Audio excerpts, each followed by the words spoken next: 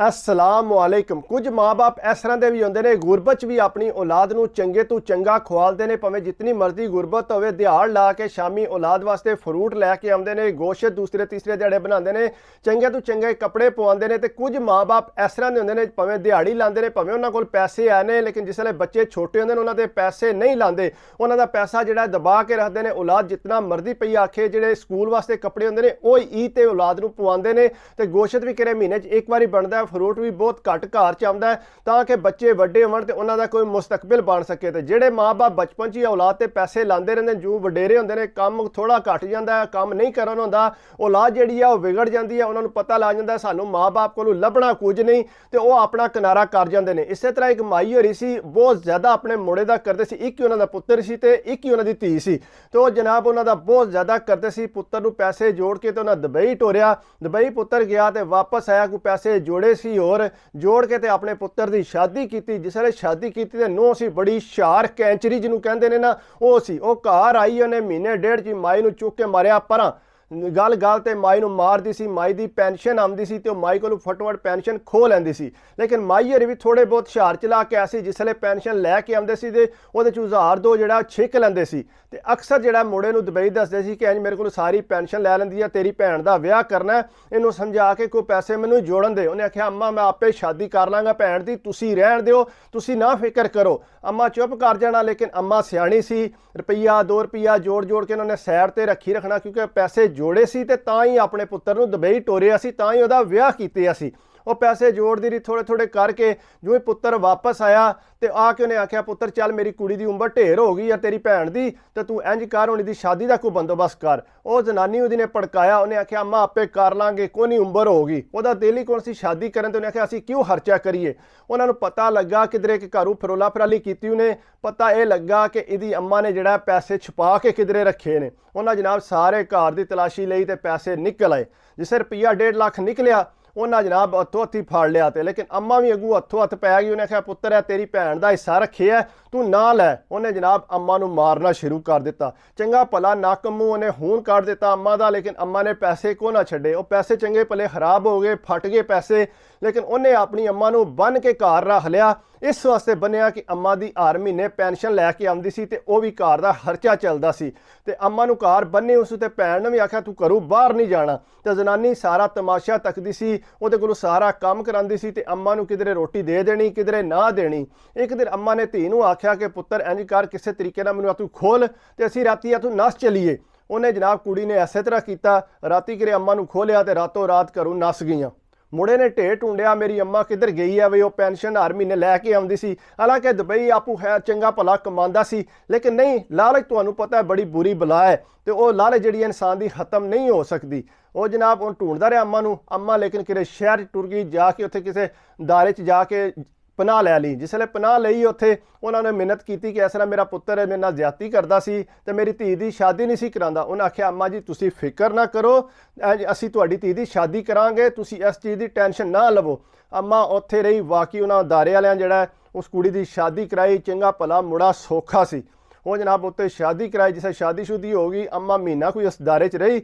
उस तो बाद अम्मा कहती है नहीं मैं अपने पुत्र को वापस जाना। उन्हें आख्या अम्मा जी तुसीं क्यों अपने पुत्र को वापस जाना चाहते हो, तुहानूं पता नहीं है तुहाडे नाल उन्होंने किह सलूक कीता है। उन्हें आख्या मैनूं कोई परवाह नहीं, लेकिन मैं अपने पुत्र नूं तकनी है तो मैनूं सुकून आउंदा है। उन्हें आख्या अम्मा जी रहन दिओ, तुसीं इत्थे ही रवो, सुकून करो, खाओ पियो, तुसीं ना टेंशन लो ओहदी, वो अपनी जगह ते ठीक होना। उन्हें आख्या नहीं पुत्र मेरी धी की शादी हो गई है, मैं वापस जाना है। उन्हें आख्या ठीक है अम्मा जी असीं तुहाडे नाल चलने जे कहंदे। उन्हें आख्या नहीं पुत्र तुहानूं कोई लोड़ नहीं जाण दी, मैं उन्हें आख्या अम्मा जी हो सकदा तुहानूं कोई नुकसान पहुंचाए। उन्हें आख्या पुत्र है ही है, मेरी औलाद है, अगर मैनूं नुकसान पहुंचाएगी तो मैं उन्हें माफ़ कर देंगी, मैनूं कोई मसला नहीं, कोई गिला शिकवा नहीं, मैनूं सिर्फ अपनी धी दा सी कि मेरी धी जिहड़ी है किसी पासे ला जे, वो तुसां ला दित्ती है, अल्लाह ताला तुहानूं बहुत देगा, तो मैनूं जिहड़ा तुसीं जाण दिओ। उन्हें आख्या ठीक है अम्मा जी। उन्हें थोड़े जे पैसे दिते। अम्मा जी जिसले वापस आए तो तकिया ते आके पुत्र जिहड़ा मंजी ते पिया, उन्होंने चंगी भली बीमारी लग गई। बीमारी लगी जिसले उन्हें तकिया अम्मा नूं ते ढावां मार मार के रोन लग पिया, अम्मा मैनूं माफ़ कर दे। उहदे कोल उठण नहीं सी, उहदियां लत्तां जिहड़ियां ने सुक गईयां सी, जिहड़ियां सुक गईयां सी, उठ के टुर नहीं सी सकदा।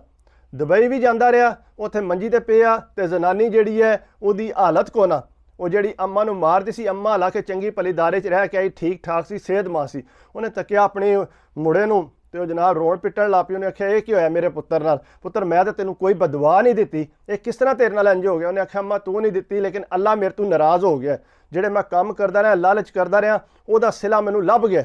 ਉਹ ਜਨਾਬ ਫਿਰ ਉਹਨੇ ਮਾਂ ਨੇ ਫਿਰ ਗਈ ਦਾਰੇ ਜਾ ਕੇ ਉਹਨੇ ਗੱਲ ਕੀਤੀ। ਉਹਨਾਂ ਆਖਿਆ ਇਸ ਤਰ੍ਹਾਂ ਮੇਰਾ ਪੁੱਤਰ ਹੈ ਤੇ ਤੁਸੀਂ ਮਿਹਰਬਾਨੀ ਕਰਕੇ ਉਹਨਾਂ ਦੀ ਮਦਦ ਕਰੋ ਤਾਂ ਕਿ ਉਹ ਮੇਰਾ ਪੁੱਤਰ ਜਿਹੜਾ ਠੀਕ ਹੋ ਜੇ, ਉਹਦਾ ਇੱਕ ਬੱਚਾ ਵੀ ਹੈ, ਚਲੋ ਕੋਈ ਆਪਣਾ ਕੰਮ ਕਾਜ ਕਰ ਲੇ। ਉਹਨਾਂ ਆਖਿਆ ਅੰਮਾ ਜੀ ਗੱਲ ਸੁਣੋ, ਅਸੀਂ ਜਿਹੜੇ ਬੇਸਹਾਰਾ ਨੇ ਅਸੀਂ ਉਹਨਾਂ ਦੀ ਮਦਦ ਕਰਨੇ ਆ, ਅਸੀਂ ਜਿਹੜੇ ਬਿਮਾਰ ਨੇ ਉਹਨਾਂ ਦੀ ਮਦਦ ਨਹੀਂ ਕਰਦੇ। ਤੁਸੀਂ ਇੰਜ ਕਰੋ, ਇਹ ਫਲਾਣਾ ਦਾਰਾ ਹੈ, ਤੁਸੀਂ ਉਹਨਾਂ ਨਾਲ ਜਾ ਕੇ ਗੱਲ ਕਰੋ, ਸ਼ਾਇਦ ਉਹ ਤੁਹਾਡੀ ਮਦਦ ਕਰ ਦੇਣ।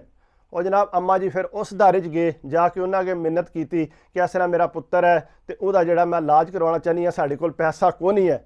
ਉਹ ਜਨਾਬ ਉਹਨਾਂ ਵੀ ਆਖਿਆ ਚਲੋ ਅੰਮਾ ਜੀ ਤੁਸੀਂ ਲੈ ਕੇ ਆਵੇ ਪੁੱਤਰ ਨੂੰ ਤੇ ਅਸੀਂ ਚੈੱਕ ਕਰਾਂਗੇ। ਉਹਨਾਂ ਸੁਜ਼ੂਕੀ 'ਚ ਪਾਇਆ, ਜਾ ਕੇ ਉੱਥੇ ਚੈੱਕਅਪ ਕਰਾਇਆ। ਉਹਨਾਂ ਆਖਿਆ ਅੰਮਾ ਜੀ ਇਹਦੇ ਪੈਸੇ ਢੇਰ ਲੱਗਣਗੇ। ਉਹ ਜਿੱਥੇ ਪੈਸੇ ਢੇਰ ਲੱਗਣਗੇ ਤੇ ਇਹ ਹੈ ਕਿ ਅੰਮਾ ਜੀ ਅਸੀਂ ਨਹੀਂ ਇਲਾਜ ਕਰ ਸਕਦੇ। ਅੰਮਾ ਜੀ ਚੁੱਪ ਕਰਕੇ ਘਰ ਲੈ ਆਏ। ਫਿਰ ਅੰਮਾ ਜੀ ਕੋਲ ਕੋਈ ਹੱਲ ਨਹੀਂ ਸੀ, ਆਪਣੀ ਧੀ ਕੋਲ ਗਏ, ਜਾ ਕੇ ਉਹਨੂੰ ਦੱਸਿਆ ਕਿ ਇਸ ਤਰ੍ਹਾਂ ਤੇਰਾ ਭਰਾ ਜਿਹੜਾ ਬਹੁਤ ਜ਼ਿਆਦਾ ਮੁਸ਼ਕਿਲ 'ਚ ਹੈ, ਬਿਮਾਰ ਹੈ ਤੇ ਤੂੰ ਇੰਜ ਕਰ, ਇਹਦੀ ਕਿਸੇ ਤਰੀਕੇ ਨਾਲ ਮਦਦ ਕਰ ਹੋ ਸਕਦੀ, ਕਿਉਂਕਿ ਭੈਣ ਉਹ ਸੌਖੀ ਸੀ ਉਸ ਟਾਈਮ। ਉਹਨੇ ਆਪਣੇ ਹਾਵੰਦ ਨਾਲ ਗੱਲ ਕੀਤੀ, ਉਹਨੇ ਆਖਿਆ ਕੋਈ ਮਸਲਾ ਨਹੀਂ, ਅਸੀਂ ਜਿਹੜਾ ਇਹਦਾ ਇਲਾਜ ਕਰਾਂਗੇ। ਉਹਨਾਂ ਜਨਾਬ ਸਾਲ ਡੇਢ ਪੂਰਾ ਉਹਦੇ ਤੇ ਪੈਸਾ ਲਾਇਆ।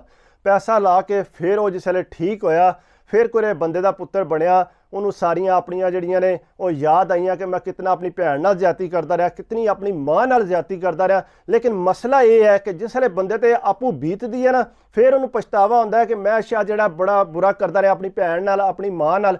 ਲੇਕਿਨ ਪਹਿਲਾਂ ਉਹਨੂੰ ਯਾਦ ਨਹੀਂ ਆਉਂਦਾ ਕਿ ਮੈਂ ਜਿਹੜਾ ਕਰਨ ਲੱਗਾ ਤਾਂ ਮੈਨੂੰ ਖੌਫ ਕਰਨਾ ਚਾਹੀਦਾ, ਕਿਉਂ ਅੱਲਾਹ ਤਾਲਾ ਤੋਂ ਡਰਨਾ ਚਾਹੀਦਾ ਕਿ ਮੈਂ ਕਿਉਂ ਇਸ ਤਰ੍ਹਾਂ ਕਰ ਰਿਹਾ। ਲੇਕਿਨ ਨਹੀਂ, ਸਾਡੇ ਬੰਦੇ ਨਹੀਂ ਸੋਚਦੇ, ਪਹਿਲਾਂ ਜ਼ੁਲਮ ਕਰਦੇ ਰਹਿੰਦੇ ਨੇ, ਜਾਂ ਜਿਸ ਵੇਲੇ ਮੰਜੀ ਤੇ ਪੈ ਜਾਂਦੇ ਨੇ ਤੇ ਜਾਂ ਫਿਰ ਜਿਸ ਵੇਲੇ ਬੰਦੇ ਚਾਰ ਮੁੰਡਿਆਂ ਤੇ ਚੁੱਕ ਕੇ ਲੈ ਕੇ ਜਾਂਦੇ ਨੇ, ਫਿਰ ਪਤਾ ਲੱਗਦਾ ਕਿ ਇਹਨੇ ਤਾਂ ਕੁਝ ਵੀ ਨਹੀਂ ਕਰ ਸਕਿਆ। ਇਸ ਵਾਸਤੇ ਕੋਸ਼ਿਸ਼ ਕਰਿਆ ਕਰੋ, ਕਿਸੇ ਦਾ ਦਿਲ ਨਾ ਦੁਖਾਇਆ ਕਰੋ। ਪੈਸਾ ਕੁਝ ਵੀ ਨਹੀਂ, ਪੈਸਾ ਜਿਹੜਾ ਦੁਨੀਆ ਤੇ ਰਹਿ ਜਾਣਾ ਹੈ, ਤੁਹਾਨੂੰ ਜਿਹੜਾ ਆਪਣੇ ਅਗਲੇ ਮੰਜੀ ਤੇ ਚੁੱਕ ਕੇ ਲੈ ਜਾਣਾ ਹੈ। ਤੇ ਇਸ ਵਾਸਤੇ ਉਤਨਾ ਹੀ ਪੈਸਾ ਹੋਣਾ ਚਾਹੀਦਾ ਇਨਸਾਨ ਕੋਲ ਜਿਤਨਾ ਇਨਸਾਨ ਦੀ ਆਪਣੀ ਜ਼ਰੂਰਤ ਹੈ। ਤੇ ਆਪਣੇ ਮਾਂ-ਬਾਪ ਦਾ ਖਿਆਲ ਰੱਖਣਾ ਚਾਹੀਦਾ ਹੈ। ਮਾਂ-ਬਾਪ ਜਿਹੜੇ ਨੇ ਤੁਹਾਡਾ ਇੱਕ ਅਹਿਸਾਸ ਹੈ, ਇਹਨਾਂ ਦੀ ਕਦਰ ਕਰਿਆ ਕਰੋ, ਇਹਨਾਂ ਦਾ ਖਿਆਲ ਕਰਿਆ ਕਰੋ। ਬਾਕੀ ਅਗਰ ਮੇਰੀ ਵੀਡੀਓ ਤੁਹਾਨੂੰ ਅੱਛੀ ਲੱਗੀ ਹੋਵੇ ਤੇ ਯਾਰ ਲਾਜ਼ਮੀ ਗੱਲ ਹੈ ਕਿ ਲਾਈਕ ਕਰਿਆ ਕਰੋ, ਕਮੈਂਟਸ ਕਰਿਆ ਕਰੋ। ਸਬਸਕ੍ਰਾਈਬ ਕਰਦੇ ਹੋ ਤੇ ਦਿਲ ਖੁਸ਼ ਹੁੰਦਾ ਹੈ, ਕਿਉਂਕਿ ਤੁਹਾਡੇ ਸਬਸਕ੍ਰਾਈਬ ਨਾਲ ਮੇਰਾ ਹੌਸਲਾ ਵੱਧਦਾ ਹੈ। ਮੇਰੀ ਕੋਸ਼ਿਸ਼ ਇਹੀ ਹੁੰਦੀ ਹੈ ਕਿ ਤੁਹਾਡੇ ਵਾਸਤੇ ਡੇਲੀ ਵੀਡੀਓ ਬਣਾ, ਲੇਕਿਨ ਮੇਰੀ ਕੋਈ ਥੋੜੀ ਜਿਹੀ ਜ਼ਾਤੀ ਮਸਰੂਫੀਅਤ ਹੈ ਜਿਹਦੀ ਵਜ੍ਹਾ ਨਾਲ ਮੈਂ ਥੋੜਾ ਜਿਹਾ ਮੱਠਾ ਪੈ ਗਿਆ ਸਾਂ। ਲੇਕਿਨ ਮੈਂ ਕੋਸ਼ਿਸ਼ ਕਰਾਂਗਾ ਕਿ ਰੋਜ਼ਾਨਾ ਤੁਹਾਡੇ ਵਾਸਤੇ ਵੀਡੀਓ ਬਣਾ, ਕਿਉਂਕਿ ਤੁਸੀਂ ਬਹੁਤ ਅੱਛੇ ਹੋ। मेरी वीडियो तकते हो, लाइक कर दो, कमेंट्स कर दो। जिस थले कमेंट्स करते हो ना कि भाई रोज़ वीडियो बनाया कर, यकीन करो बड़ी खुशी होती है यार, कोई इस तरह का कि मेरी भी वीडियो पसंद करता है, क्योंकि वीडियो पसंद आना भी बड़ा मुश्किल काम है अजकल के दौर। हर नवा बंदा वीडियो बनाता है, नवीं तो नवीं। तुहाडी वीडियो अगर किसी को पसंद आए तो तुहानू ज़ाहिर गल है खुशी होनी है। बाकी ये दुआवां च याद रखियो, अपनी सेहत का लाजमी ख्याल रखा करो। सेहत है तो सब कुछ है। बाकी अल्लाह हाफिज़।